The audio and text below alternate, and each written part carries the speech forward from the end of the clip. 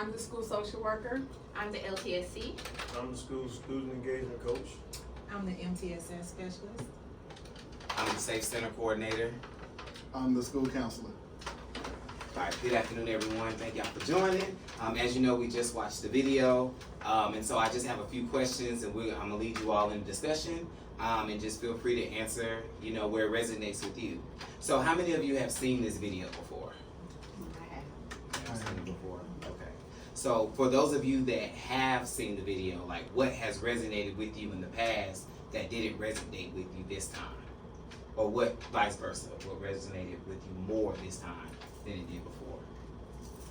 I would say, especially with this demographic, low income, building relationships is extremely important for student success, because just as she said, if kids don't like you or they feel like you don't like them, they're not going to learn from you. But we know that kids will run through a brick wall for people that they know care about them. So that really resonates, especially with these kids.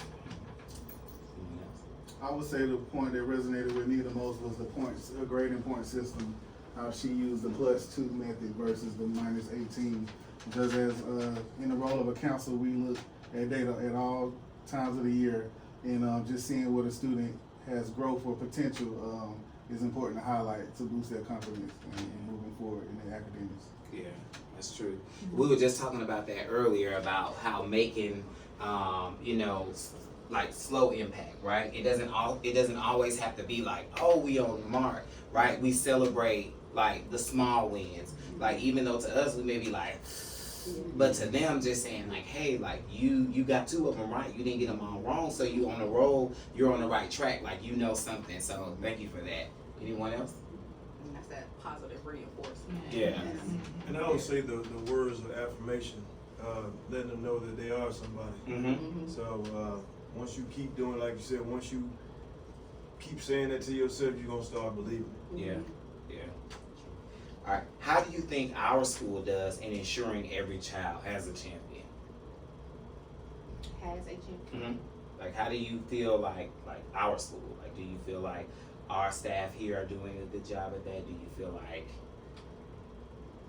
there could be growth areas, right? There's strengths that we have, and then there's the growth areas. Like, how do you feel? I would say that we did a culture and climate survey, and the kids were able to take it, and it was about 50-50, where the kids felt like their teachers really cared about them, they had relationships, cared about their well-being, and it was about 50% that said that they did not feel that. And I don't think it's because the teachers are not trying to show that, but I think we need to be more intentional, and I think we're making progress in making sure we're more intentional about being the champion for these kids. Yeah. I agree with what our LTSC has said. I think we need to be more consistent in our approach when we're dealing with children. Again, being more intentional. I think that the practice is different across the board, and so that looks different to different students and how they think we care about them. So I think our practice needs to be consistent when we're dealing with our students. And I agree with both the LTSC and our social worker. And the one thing that I also will say is that we have to be in a good place as adults to be able to give that to students. And so that is something that has been lifted when we talk about how we're implementing, that social emotional support for students. Because if we're not okay, if we're not feeding ourselves, we can't feed them.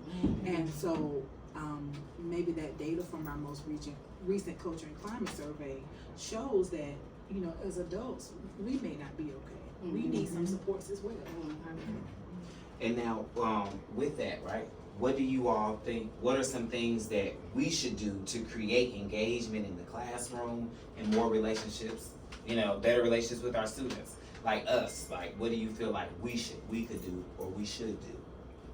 The start is incentive programs in the class. That's an intentional way to at least acknowledge students for trying, for showing up, for anything. You're able to acknowledge them. Celebrating the small wins. Not all of our students are going to meet the mark. So when they make improvements, celebrate those improvements that they make. I like that.